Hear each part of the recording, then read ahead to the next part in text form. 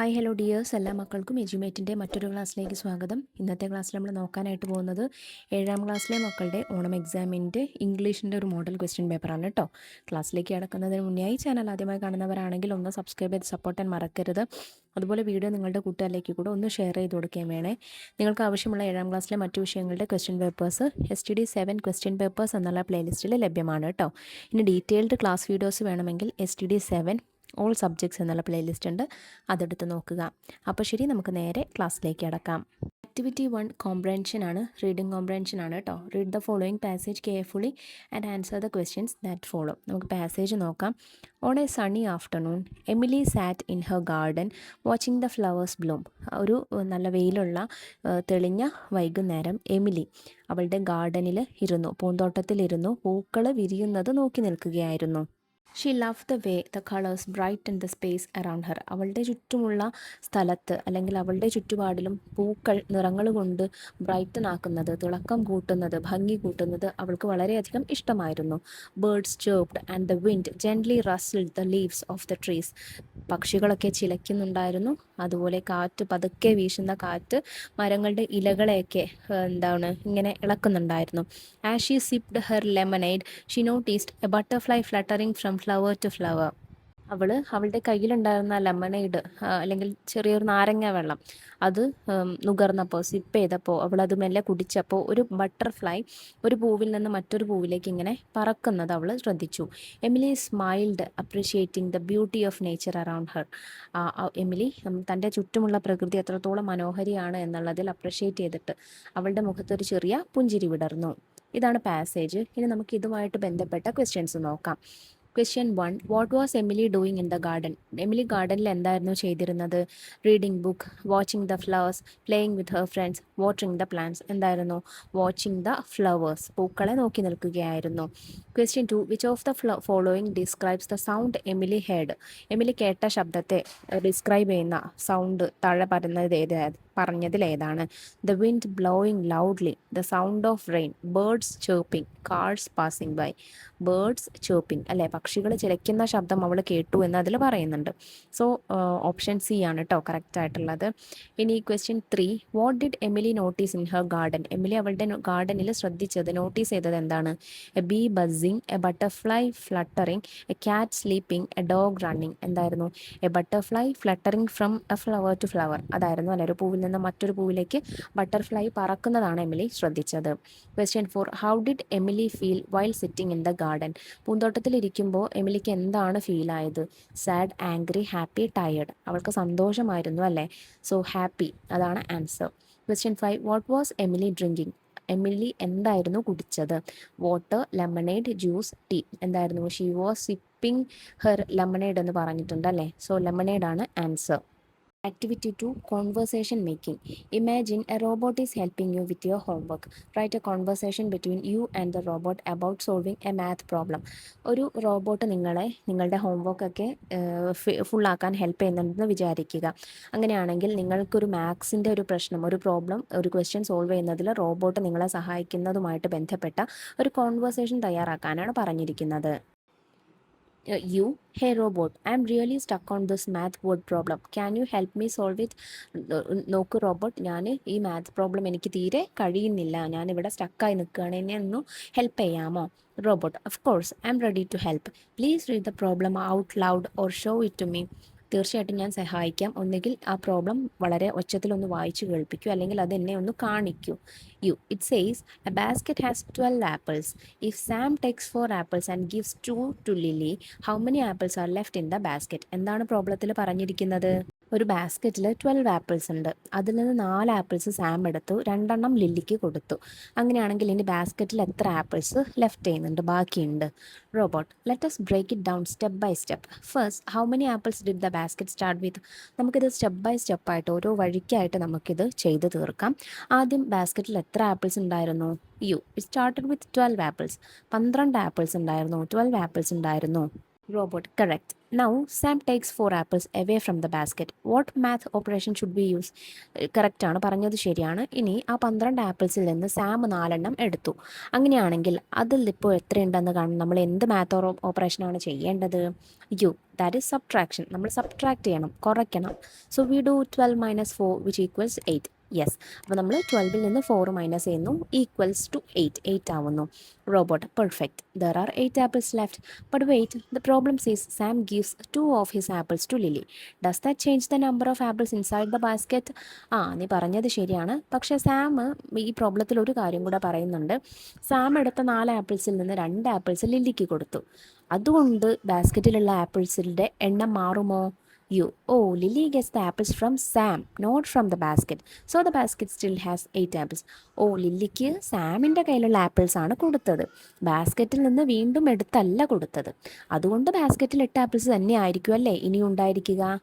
Robot, excellent thinking. You solve it accurately. The final answer is 8 apples. തീർച്ചയായിട്ടും വളരെ നല്ലതുപോലെ നീ ചിന്തിച്ചു. അതുപോലെ തന്നെയാണ്, കറക്റ്റായിട്ടാണ്, ആക്യുറേറ്റ് ആയിട്ടാണ് ഇത് സോൾവ് ചെയ്യുന്നതും. 8 ആപ്പിൾസ് ആണ് ഇനി ഫൈനൽ ആൻസർ എന്ന് പറയുന്നത്. ബാസ്ക്കറ്റിൽ 8 ആപ്പിൾസ് ഉണ്ട് എന്നതാണ്. സോ ഇതൊരു എക്സാമ്പിളാണ് കേട്ടോ. ഇതുപോലെ വേണം നിങ്ങൾക്ക് ചെയ്യാനായിട്ട്. Activity 3, Thought Writing. Imagine you are a doll who has been placed on a shelf for a long time. Write your thoughts about how you feel and what you wish for. നിങ്ങളൊരു ഡോളാണെന്ന് സങ്കല്പിക്കുക. നിങ്ങളെ ഒരു ഷെൽഫിൽ ഒരുപാട് കാലമായിട്ട് ഇങ്ങനെ വെച്ചിരിക്കുകയാണ്. അങ്ങനെയാണെങ്കിൽ നിങ്ങൾക്ക് ആ സമയത്ത് എന്തൊക്കെ തോട്ട്സ് വരാം, എന്തൊക്കെ ചിന്തകൾ നിങ്ങളുടെ മനസ്സിലൂടെ കടന്നു പോവാം, ആ തോട്ട്സാണ് പ്രിപ്പയർ ചെയ്യാൻ പറഞ്ഞിരിക്കുന്നത്. Another day ends and I am still trapped on this cold dark wooden shelf. മറ്റൊരു ദിവസം കൂടെ കഴിയുന്നു. ഞാൻ ഈ ഇരുട്ട് നിറഞ്ഞ ഈ വുഡൻ ഷെൽഫിൽ, മരത്തിൻ്റെ ഈ ഷെൽഫിൽ ഞാനിപ്പോഴും ട്രാപ്പായി പെട്ട് കുടുങ്ങി കിടക്കുകയാണ്. Dust settles gently on my porcelain cheeks and velvet dress, a constant reminder of how much time has passed. പൊടിപടലങ്ങളൊക്കെ എൻ്റെ കവിളിലും അതുപോലെ എൻ്റെ വെൽവെറ്റ് മെറ്റീരിയലുള്ള ഡ്രസ്സിലൊക്കെ പിടിച്ചിട്ടുണ്ട്, വന്നിരിക്കുന്നുണ്ട്. അത് എത്ര സമയമായി അല്ലെങ്കിൽ എത്ര കാലമായി ഞാൻ ഇതിനുള്ളിൽ പെട്ട് കിടക്കുന്നു, ഇതിനുള്ളിൽ തന്നെ ബന്ധിക്കപ്പെട്ട് കിടക്കുന്നു എന്നതിൻ്റെ തെളിവാണ്. I remember the laughter of the little girl who once held me close but now silence is my only companion. ഒരിക്കൽ ഒരു ചെറിയ പെൺകുട്ടി എന്നെ അവളുടെ നെഞ്ചോട് ചേർത്ത് അവളുടെ അടുത്തേക്ക് ഹോൾഡ് ചെയ്ത് പിടിച്ചിട്ട് അവൾ ഒരുപാട് സന്തോഷിച്ചിരുന്നത് ഞാൻ ഓർക്കുന്നു. പക്ഷേ ഇപ്പോൾ സമയം ഒരുപാട് കടന്നുപോയി. എനിക്കിപ്പോൾ ഏകാന്തത മാത്രമാണ് കൂട്ടായിട്ടുള്ളത്. My joints feel stiff and my glass eyes can only stare straight ahead at the same blank wall. I feel incredibly lonely, forgotten and empty inside. എൻ്റെ ജോയിൻസ് ഒക്കെ എന്താണ്, വളരെ സ്റ്റിഫായിട്ട് ഫീൽ ചെയ്യുന്നുണ്ട്. അതായത് അതിന് അനക്കമൊന്നും വരുന്നില്ല. അതുപോലെ എൻ്റെ തിളക്കമാർന്ന കണ്ണുകൾ ഇപ്പോൾ എന്താണ്, ഒരേ മതിൽ മാത്രം, ഒരേ ചുമര് മാത്രമാണ് കാണുന്നത്. എനിക്ക് തീർച്ചയായിട്ടും വളരെയധികം ഏകാന്തതയും അതുപോലെ ഒറ്റപ്പെട്ടതുപോലെയും തോന്നുന്നു. More than anything I wish for a pair of warm hands to pick me up again. ഇതിനൊക്കെ പുറമെ ഞാൻ എന്നെ സ്നേഹത്തോടു കൂടിയിട്ട് എടുക്കുന്ന ഒരു കൈകളെയാണ് ഞാനിപ്പോൾ ആഗ്രഹിക്കുന്നത്. I long to taken down from this prison to have the dust brushed away and to bring joy to a child who will love me. എന്താണ് ഞാൻ ആഗ്രഹിക്കുന്നത്, എന്താണ്, ഈ തടവറയിൽ നിന്ന് എന്നെ മോചിപ്പിച്ച് ഏതെങ്കിലും ഒരു ചെറിയ കുട്ടിക്ക് സന്തോഷം കൊടുക്കണം എന്നാണ് ഞാൻ ആഗ്രഹിക്കുന്നത്. അപ്പം ഇങ്ങനെയൊക്കെ ആയിരിക്കാം ആ ഡോൾ ചിന്തിച്ചിട്ടുണ്ടായിരിക്കുക, അല്ലെങ്കിൽ നിങ്ങൾ ചിന്തിക്കുക ഡോൾ ആണെങ്കിൽ. Okay, next activity 4, description. Describe A beautiful landscape you so during your last vacation. Include details of what you so, heard and felt. നിങ്ങളുടെ ലാസ്റ്റ് വെക്കേഷനിൽ ഉണ്ടായിട്ടുള്ള ഏതെങ്കിലും ഒരു ലാൻഡ്സ്കേപ്പിനെ കുറിച്ച് നല്ലതുപോലെ ഡിസ്ക്രൈബ് ചെയ്യാനാണ് പറഞ്ഞിരിക്കുന്നത്, വർണ്ണിച്ചെഴുതാനാണ് കേട്ടോ പറഞ്ഞിരിക്കുന്നത്. During my last vacation to the highlands I stood at the edge of a breathtaking valley just as the sun began to rise. Below me, a vast blanket of emerald green tea plantations rolled across the hills like waves on an ocean partially veiled by a soft, swirling white mist. എൻ്റെ കഴിഞ്ഞ വെക്കേഷനിൽ ഞാനൊരു ഹൈലാൻഡിലേക്കാണ് പോയത്. അതായത് ഒരു ഉയർന്ന ഒരു പ്രദേശം, ഒരു കുന്നും മലയൊക്കെയുള്ള ഒരു പ്രദേശം. ഞാൻ അതിൻ്റെ ഒരു താഴ്വരയുടെ അറ്റത്ത് എന്താണ്, സൂര്യൻ ഉദിച്ചു വരാൻ സമയത്ത് ഇങ്ങനെ നോക്കി നിന്നു. താഴ്വരയ്ക്ക് താഴെയായിട്ട്, അല്ലെങ്കിൽ ആ കുന്നിന് താഴെയുള്ള താഴ്വരയിലായിട്ട് വളരെ വിരിച്ച രീതിയിലുള്ള പച്ചപ്പുതപ്പ് വിരിച്ചതുപോലെ, ബ്ലാങ്കറ്റ് വിരിച്ചതുപോലെയുള്ള പാടങ്ങളും അതുപോലെ കുന്നുകളൊക്കെ എന്താണ്, ഒരു വേവ് പോലെ കടലിലുള്ള തിരമാലകളെ പോലെയൊക്കെ തോന്നി. The air was filled with the crisp, refreshing scent of damp earth and pine trees. നനഞ്ഞ മണ്ണിൻ്റെയും അതുപോലെ പൈൻ മരങ്ങളുടെയും സുഗന്ധം കാറ്റിൽ വരുന്നുണ്ടായിരുന്നു. I could hear the gentle rustle of leaves dancing in the morning breeze and the distant melodic chirping of mountain birds waking up. ദൂരെ നിന്നുമുള്ള പ്രഭാത കാറ്റിൻ്റെ താളത്തിൽ അവിടെയുള്ള മരങ്ങളുടെ ഇലകൾ നൃത്തം ചെയ്യുന്നുണ്ടായിരുന്നു. അതായത് റസ്ൽ ഓഫ് ലീവ്സ് ഡാൻസിങ് എന്നാണ് പറഞ്ഞിരിക്കുന്നത്. എന്താ പറയുക, വിശ്രമമില്ലാതെ അവർ നൃത്തം ചെയ്യുന്നുണ്ടായിരുന്നു. അതിൻ്റെ ശബ്ദം എനിക്ക് കേൾക്കാമായിരുന്നു. അതുപോലെ മലയ്ക്ക് അപ്പുറത്തു നിന്നുള്ള പക്ഷികളുടെ ചോപ്പിങ്ങും എന്നെ ഉണർത്തുന്നുണ്ടായിരുന്നു. A cool, sharp wind brushed against my skin, sending a pleasant shiver down my spine. Standing there, the sheer vastness of nature made me feel incredibly peaceful, grounded, and deeply connected to the world around me. ഒരു തണുത്ത മൂർച്ചയേറിയ കാറ്റ് എൻ്റെ ശരീരത്തിൽ തട്ടി എനിക്കൊരു എനിക്കൊരു എന്താ പറയുക, രോമാഞ്ചം അല്ലെങ്കിൽ കുളിര് തന്നു. അവിടെ നിൽക്കുമ്പോൾ ഈ പ്രകൃതിയുടെ വിശാലത എനിക്ക് സമാധാനത്തോടു കൂടിയിട്ട് ആസ്വദിക്കാനായിട്ട് കഴിയുമായിരുന്നു. വർണ്ണിച്ചെഴുതുമ്പോൾ കുറച്ചുകൂടെ വാക്കുകൾ കുറച്ചുകൂടെ എന്താ പറയുക, നന്നായിട്ട് ഡിസ്ക്രൈബ് ചെയ്ത് എഴുതിയെന്ന് മാത്രം കേട്ടോ. നെക്സ്റ്റ് ആക്ടിവിറ്റി 5 ആണ് story completion. Complete the following story in about 6 words. One rainy day, while I was walking home from school, I saw a small puppy.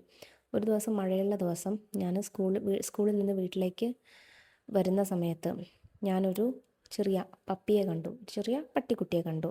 നിങ്ങളുടെ ഭാവനയ്ക്കനുസരിച്ച് ഇനി സ്റ്റോറി കംപ്ലീറ്റ് ചെയ്യാം. One rainy day while I was walking home from school I saw a small puppy shivering under a large banana leaf by the road side.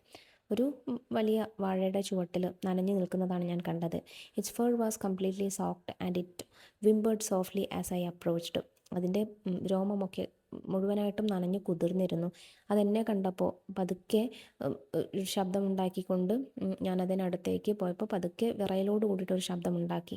Feeling sorry for the helpless creature I gently wrapped it in my warm school sweater and carried it home. അതിനെ കണ്ടെനിക്ക് സങ്കടം തോന്നിയിട്ട് ഞാൻ അതിനെ പതുക്കെ എൻ്റെ school സ്വെറ്ററിൽ പൊതിഞ്ഞെടുത്തിട്ട് വീട്ടിലേക്ക് കൊണ്ടുപോയി. After my mother help me dry it off and gave it some warm milk the puppy wagged its tail happily. അമ്മ അതിൻ്റെ നനവൊക്കെ തോർത്തി ഒന്ന് ചൂടാക്കാനായിട്ട് സഹായിച്ചു. എന്നിട്ട് അതിന് കുറച്ച് ഇളം ചൂടുള്ള പാല് കൊടുത്തപ്പോഴേക്കും പപ്പി സന്തോഷത്തോട് കൂടിയിട്ട് ഉന്മാഷവാനായിട്ട് അതിൻ്റെ വാല് എന്നെ നോക്കി ഇളക്കി. We decided to adopt him and named him Stormy. അവനെ ഞങ്ങൾ ഞങ്ങളുടേതാക്കിയിട്ട് ദത്തെടുക്കാനായിട്ട് തീരുമാനിച്ചു. അവനൊരു പേരും കൊടുത്തു, സ്റ്റോമി എന്ന പേരും കൊടുത്തു.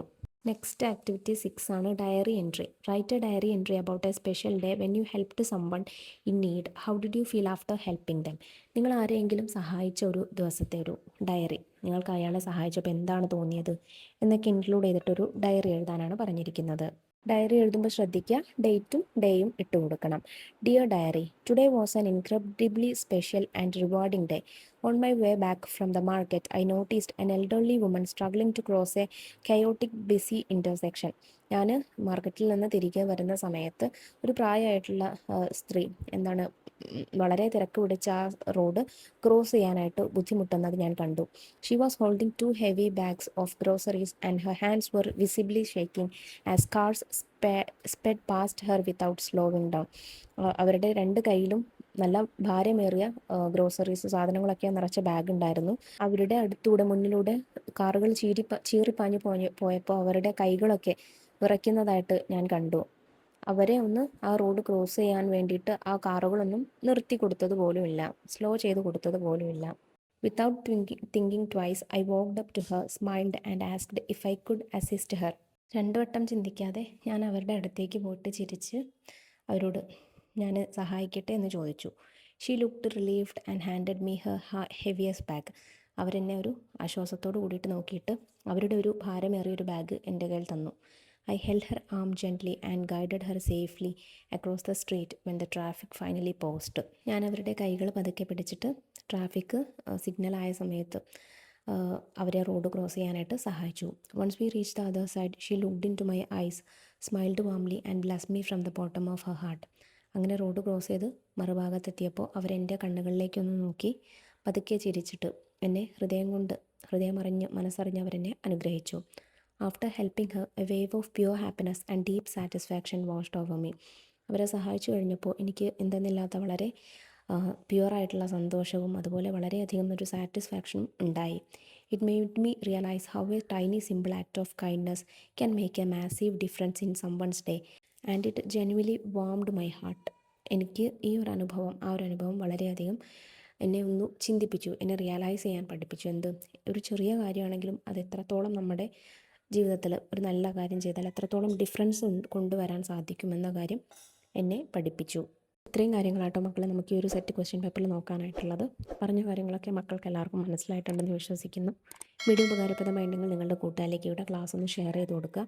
അതുപോലെ കൂടുതൽ 7ാം ക്ലാസ്സിലെ ചോദ്യപേപ്പറുകൾക്ക് വേണ്ടിയിട്ട് ചാനലൊന്ന് സബ്സ്ക്രൈബ് ചെയ്തേക്കാം. ഇന്നത്തെ ക്ലാസ്സിനെ കുറിച്ചുള്ള അഭിപ്രായങ്ങൾ മറക്കാതെ കമൻറ്റ് ബോക്സിലൂടെ അറിയിക്കണേ. അപ്പോൾ ശരി, നമുക്ക് അടുത്ത ക്ലാസ്സുമായി വീണ്ടും കാണാം. താങ്ക്